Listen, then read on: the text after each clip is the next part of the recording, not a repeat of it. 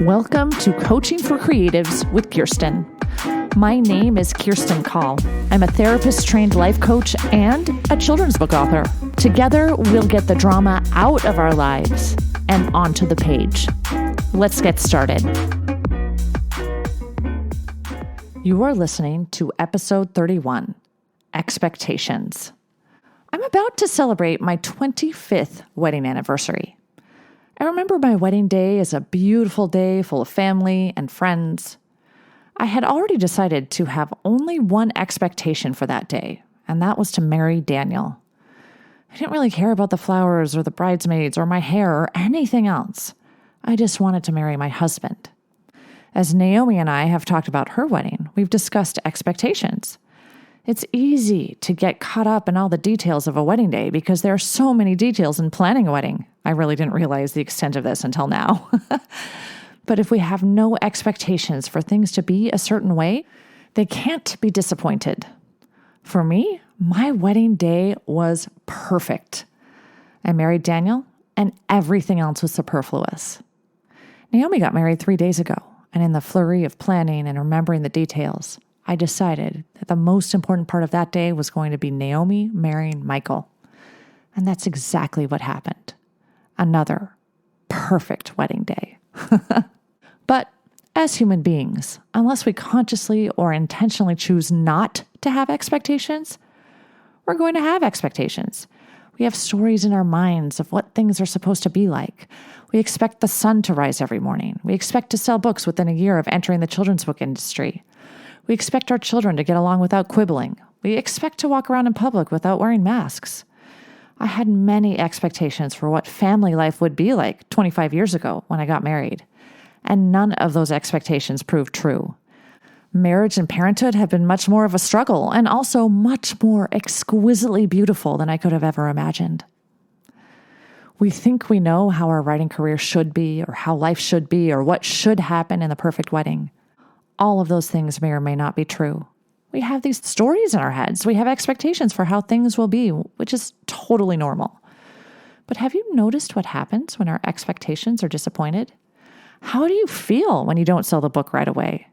How do you feel when your kids do fight? How do you feel when all of a sudden the world is shut down and you can't leave the house without a mask? I think COVID was an incredible lesson for all of us in expectations. We all expected the sickness to blow over in a few weeks. We certainly didn't expect a pandemic. Or at least I didn't. When our expectations are disappointed, it's completely normal to feel frustrated and angry or sad. It's totally normal to have a painful story around expectations. And as I've said on this podcast before, it's important to give ourselves permission to feel all the feelings we like to hide or push away. But after you've allowed yourself time to feel the feelings of let down expectations, then what? Here are some ways to change our perspective on expectations. Number 1, pay attention to the word should. If we're saying or thinking things like should be a certain way or someone else should be a certain way, then we're creating pain in our lives. We need to get rid of the word should. Number 2, drop expectations of other people. We need to stop trying to control other people because it never works no matter how hard we try. When people fulfill our expectations, everything is great. But what happens when the editor doesn't want our manuscript, or when our child chooses not to go to college, or when anyone we love makes a choice we don't agree with? Pain, right? If we're thinking, my sister shouldn't treat me this way, or my writing partner shouldn't have talked to me this way, we are creating pain. Having expectations of other people inevitably creates pain. The only expectations we should have of other people is that they will be themselves. That's it. Number 3, only have expectations of yourself. We have the power to choose what we do, how we think, how we feel. Therefore, we can and should have expectations of ourselves, and ourselves only. Number 4, approach each situation with love.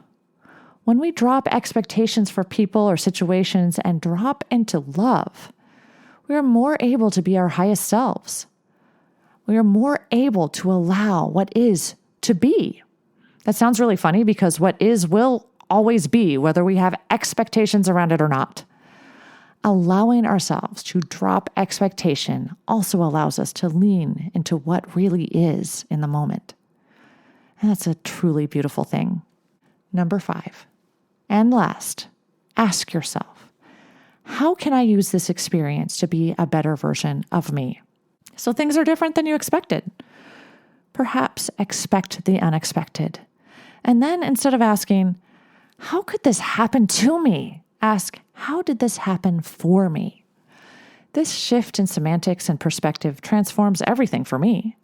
If something hard happens, something I didn't expect, like a child of mine backing up into me and my 3-day-old new for me car and wrecking both cars at once, this is hypothetical, really, I promise. Instead of asking myself, how could this happen to me? Why did this happen to me? I can train my brain to approach it differently by asking, how did this happen for me? That question might make me grateful that no one got hurt in the accident. It might help me have extra gratitude for the cars when they are available to me. Yes, it took 5 weeks for each car to be repaired. And also, it was this child's first car accident ever. Accidents are inevitable. What better place to have it than in your own driveway? Asking how something happened for us opens us up to abundance and gratitude and pure love. As you notice your expectations, whether they are disappointed or not, know that each expectation is just a story we tell ourselves. And we choose our stories. We can choose stories that hinder our progression or help us. So move forward, dauntless, as you drop your unhealthy expectations. And know you are exactly where you're supposed to be.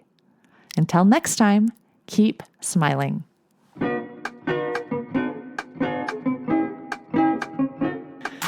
If you like what you've heard, check out my Get Yourself Unstuck program. Go to KirstenCall.com. That's KirstineCall.com and schedule a free consultation today. Coaching for Creatives is produced by Kirsten Call. Music and audio engineering by James Call.